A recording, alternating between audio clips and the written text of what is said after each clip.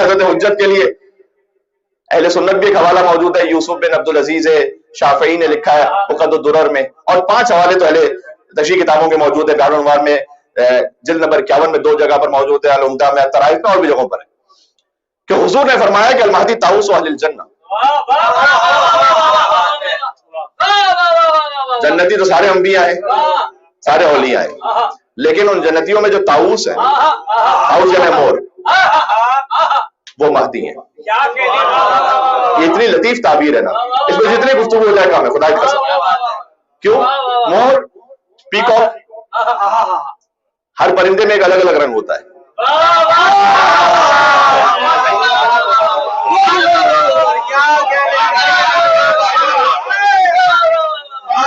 جس حجت میں سارے رنگ ایک ساتھ جمع ہوتے ہیں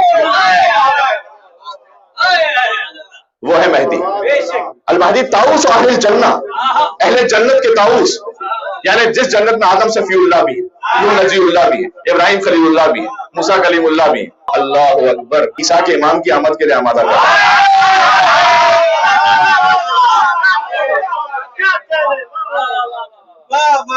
بات ختم ہو گئی بس۔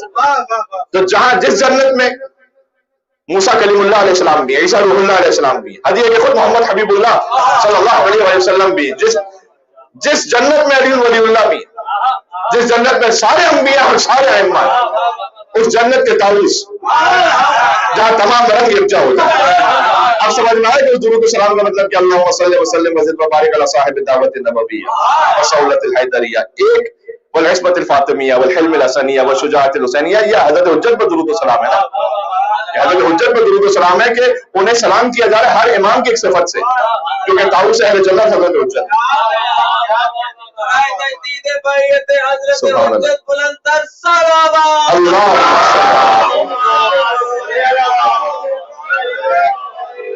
اللہ تعالیٰ نے توفیق دے کہ ہم جب حضرت حجت تشریف لائیں تو دس سے مبارک پر بیعت کریں انشاءاللہ۔